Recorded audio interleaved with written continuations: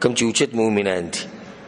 الله دغه با صفات په قران کې ذکر کړي په یو ځای کې نو سوي والذین یصلون ما امر الله به ان يوصل. جنت من کې څوک جنت ته نه وته غواړي ټول کنه بلکې زموږ مقصد دغه او هدف دغه دی چې موږ چې لګیو دي لپاره لګیو چې الله سبحانه وتعالی په آخرت کې موږ له جنت راکړي الله دې موږ له راکړي. نبی دغه د حاصلولو د جنت ته حاصلولو یو سبب دی. ابو ایوب انصاری رضی الله عنه وی چې یو کس پر رسول الله په سراغ یا رسول الله اخبرني بعمل يدخلني الجنه. یا رسول الله دې عمل راته چې ما جنت ته بوزي. رسول الله صلی الله علیه وسلم خبري وخوي. یولنی خبره ده چې د الله بندگی به کې او د غسر به شریک نه جوړي یعنی توحید به بزن کې راولي. دویم مونږ په ټیم باندې کې په پابندۍ سره وکړي. دریم زکات په ورکه او سلورم وتصل الرحم او د خپل خپلوانو سره خپل ولی ساتي. او دا روایت امام بخاری او مسلم راوړي. ګوره جنت ته داخلي دو یو طریقه ده چې د خپل خپلوانو سره خپل ولی وساتي. سلورم فضیلت یا فائدہ د خپل خپلوان سره خپل ولی ساتل د الله خبر منلی او زمون کار دی د الله بندگی کول او بندگی دی ته وي چې د سک کول الله مونږ ته ویلي دغه وکاو او چې د سنه من کړو دغه نه بزان لري ساتو. الله د مؤمنانو صفت ذکر کړي کوم چې اوچت مؤمنان دي. الله دغه با صفات په قران کې ذکر کړي په یو ځای کې نو سوي والذین یصلون ما امر الله به ان يوصل. الله وی مؤمنان اخر دي چې دوی په ونکي یا ملوهي یا یو کوي هغه څه چې الله دغه په یو کول باندې حکم کړي. الله ویلي چې دغه یو کوي په ونی کوي ملاوي کوي او هغه څه دي رښتې دي. الله حکم کړی د رښتې دی یو بل سره ملاو کوي د یو بل سره وتړي. نو دې ځکه الله وی دوی تړي هغه څه دوی ملاوهي هغه څه دوی پیون کوي هغه څه چې دغه په پیون کولو باندې په یو کولو باندې په تړلو باندې الله حکم کړی. نو مؤمنان چې دغه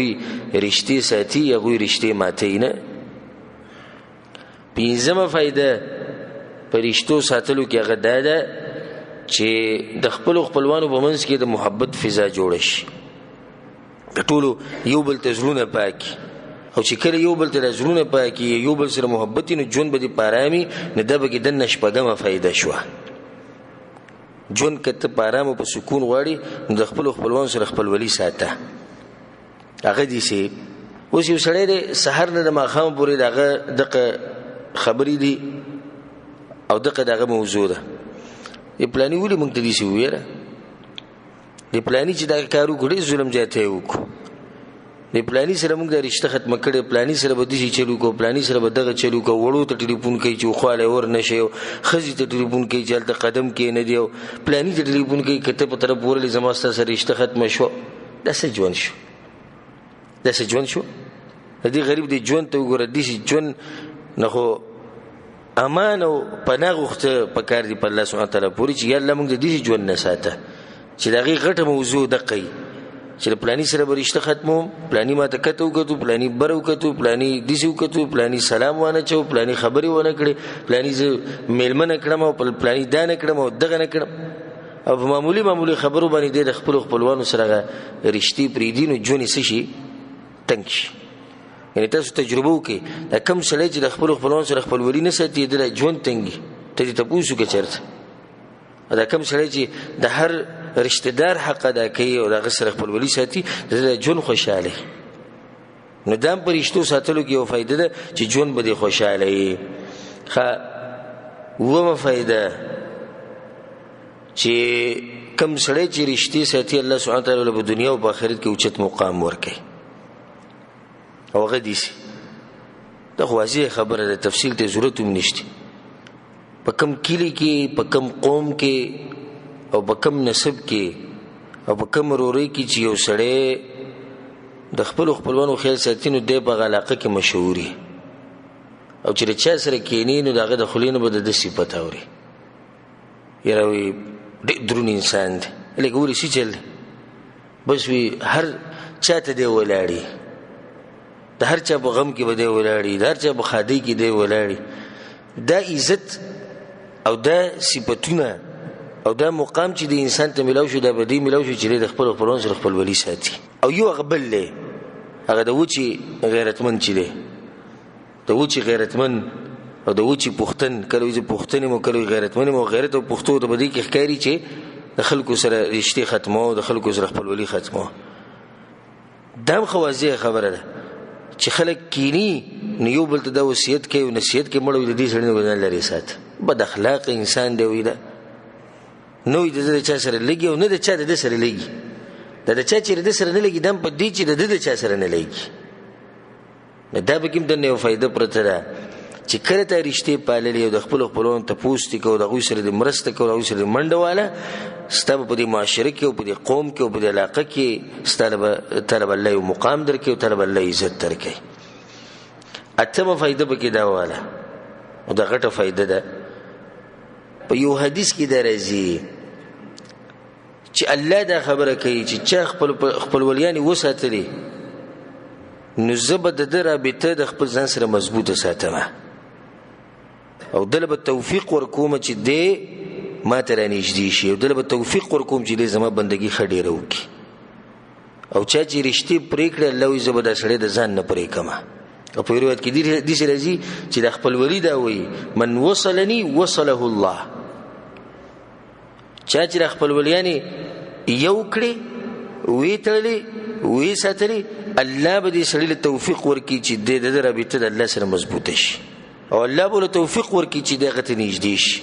او الله به د عبادت او د بندګۍ توفیق ورکړي ومن قطعني قطعه الله او ویسوک چې ما پرې کوي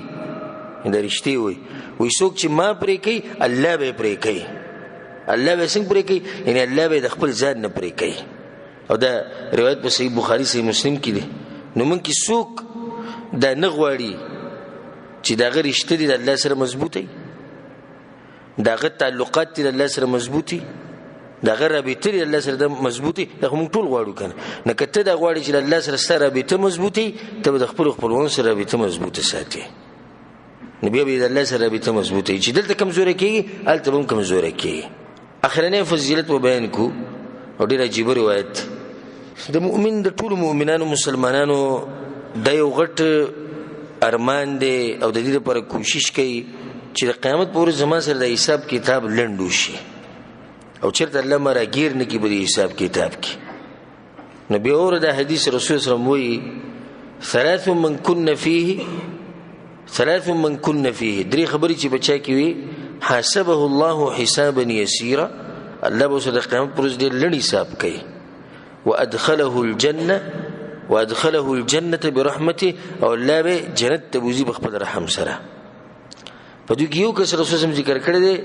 وتصل من قطعك او چې څوک د سره رښتې پرې کوي او ته سره ساتي الله به د سره حساب کتاب ډېر لنډ کوي ګور رسول الله دې سنوي چې رښتې ساتي دې سی ویلي چې څوک د سره نه ساتي د غسر ساتي ګور غټه خبره صرف دا نه چې رښتې ساته اگر رښتې ساتل وړي خلکو چې موږ رښتې ساتو چې څوک موږ سره ساتي موږ سره ساتو نه رښتې ساتل دی ته وي او دا خبر رسول الله په حدیث کې کړی ده چې رښتو ساتل ولا هغه انسان دی او خپل ولی ساتل ولا هغه انسان دی چې خلک وسره رښتې ختمي خو دی وسره نه ختمي او خلک وسره خپل ولی ختمي خو دی وسره نه ختمي او دویم کس د فائدې لپاره به ذکر کو دویم کس رسول الله هغه ذکر کړی چې یو سړی راولګي ستا حق خوري او ستا حق ته نه درکې او ته دغه حق ورکې لکه نن سبا د جاهلان شتي چې غو دا وایي چې څوک تعالی حق نه درکې ټول ولي ورکې حق یو سړی ته په خا پیسې خورلې و دې څو خراغه جګسته د لاس لاندې نه دې دا بس بوته وصیت مو کې ټول له پیسې ورنکې ځکه چې په یو وخت کې ستا زمکه نیولې و په یو وخت کې ستا ایساغسته و مسلمان طریقه دا نه د چې کوم کار کړي د ظلم او ګناه کړي د په بدله کې موږ ظلم او ګناه نشو کولای دویم سره دی درې ماغه د رسول صلی الله علیه وسلم وی وتعفو عمن ظلمك او یو سره تاسو ظلم کوي او ته معافي کوي چې خیر ما بخله. د درې قسم خلک هغه دي چې دوی سره به د قیامت پر ورځ ډېر لنډ حساب کوي او الله سبحانه وتعالی به په خپل رحم سره جنت ته نه باسي. نو دا یو څو فائدې مونږ ذکر کړې، اگر که فائدې چې انسان ته تبو کې ډېری خدا کافی دي ان شاء الله. دغه نه بعد موضوع ده چې د سزا سده کم سړی چې رښتې نه پالي او رښتې نه ساتي د سزا سده او په دې خبره کې نقصانات څه دي. نو بیا وره د نقصانات اولنې نقصان کم سړی چې رښتې نه ساتي په د باندې لعنت الله سبحانه وتعالی ویلې. زموږ کې زده یو نقصان بیان کوم نو دا به کافی. دا یو نقصان کافی دی کنه؟ د دین بل غټ نقصان چې ته معلوم دی د شنه چې د بل چا په جواب باندې لعنت دی الله بلعنت وی. او د قرآن کې الله سبحانه وتعالی دا خبره کړې ده فهل عسيتم ان توليتم ان تفسدوا في الارض وتقطعوا ارحامكم.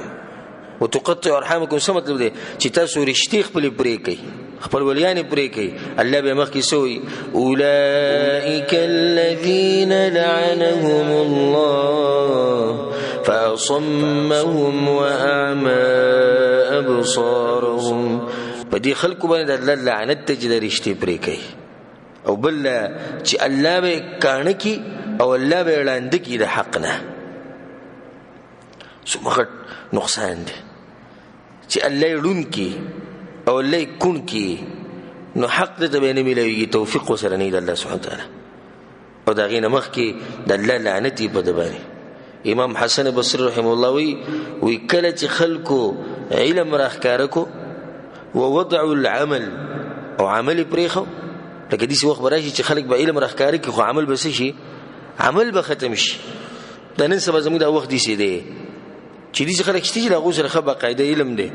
خو د عمل کمې نن سبا ډیر زیات یو کار به دا وشي. امام حسن بصری رحم الله وی چې کله خلکو علم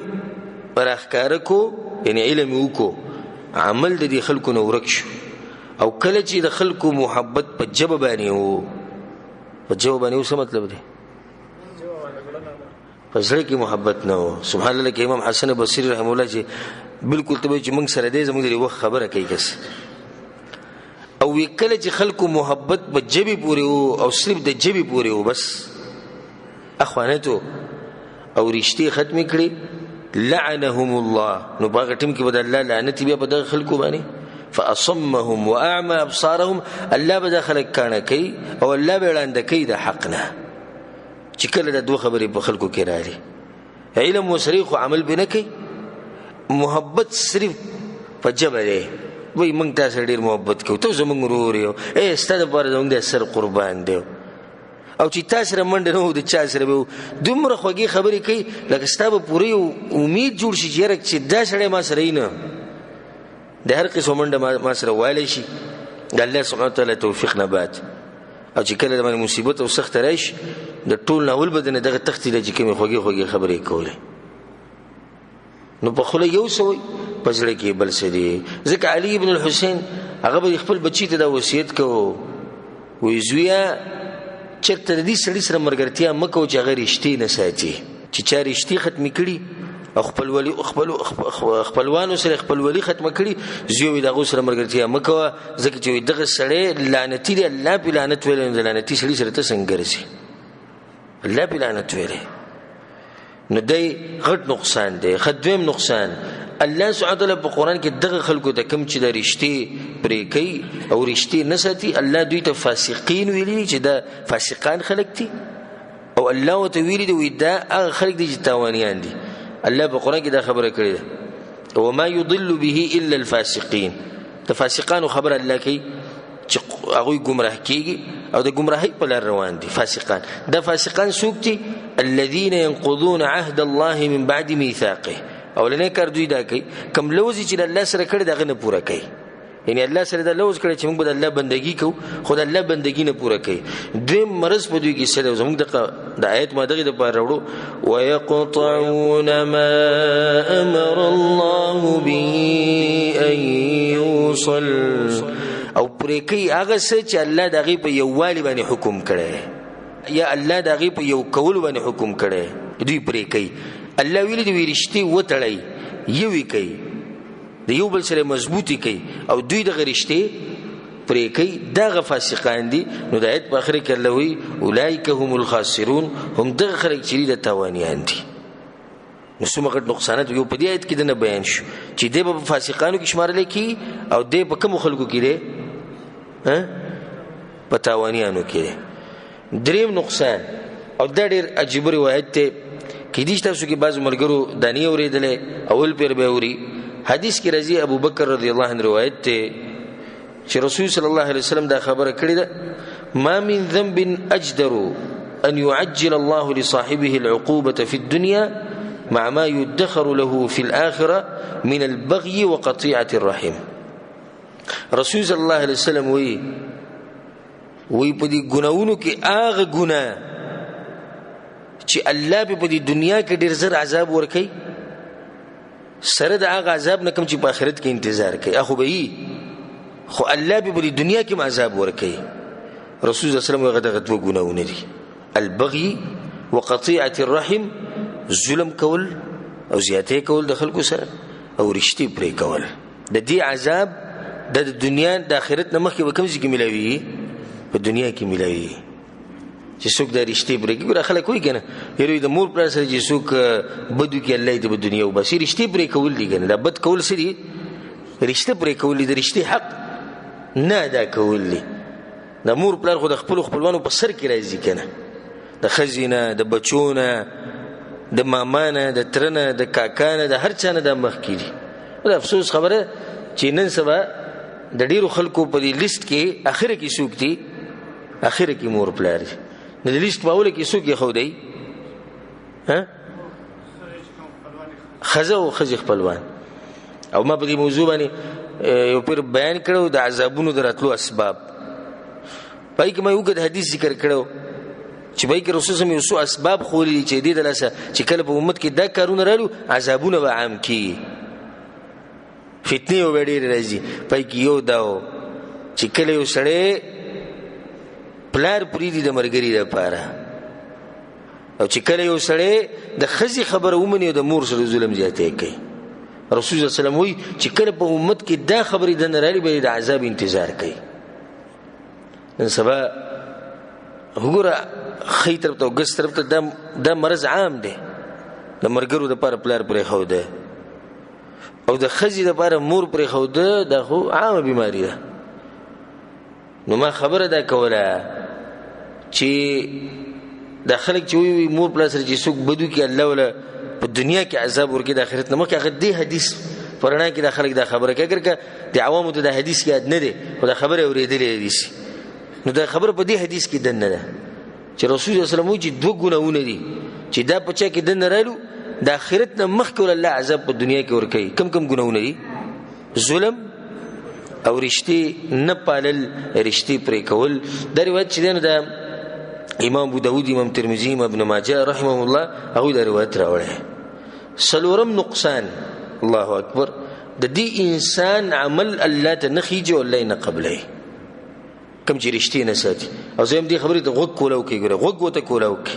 دا وړه خبره نه ده. ګوره مونږ هر سړی دا غواړي چې د ما چې نن کم مهنت کو اوس ګوره ته د ما سوته مونږ کو تبي سخت تیر کړه کې دې چې خوبم درځي او کې دې چې سکار ووم دیو او کې دې چې نه جوړوي او کې دې چې ډېر خبرې ته د هر څه به وجود راغلی ته منځ کې ولاړ نو بیسته د موږ دې سره پر غوډې پر غو چې د عمل اسمان ته وخی والله قبول کی نو که د چا سره دی ورانی نو د عمل نه قبلي وره عزیزان ستړي کې د حدیث کې دا دی و ان اعمال بني ادم د ادم د بچو اعمال تعرض على الله كل خميس ليله الجمعه دا اعمال برخیږي د جمعرات په ورځ د جمعې په شپه دا اعمال برخیږي الله سبحانه وتعالى فلا يقبل عمل قاطع رحم نو الله سبحانه وتعالى دغه سړي عمل نه قبلي چې رښتې پرې کړی. د روایت امام احمد بن حنبل رحمه الله راوړی او صحیح روایت اعمال برخیږي کنه دا خبره الله په قران کې کړی چې د نیک عمل مونږ ته بر راخیږي دبر خيجي وصلي قبلي نه قبلي د الله کار دی نو د دې خلکو اعمال پکې نه قبلي یو پکې دی چې هغه د خپلوانو سره رښتې ختمي کړي دي عمل نه قبلي ځان اسستړی کیږم چې دغه یو نقصان کوم غوړي چې زموږ د عمل اسم لګیو نظم چې دا سړی به چرته د خپلوان سره رښتې ختمي نه کی پنځم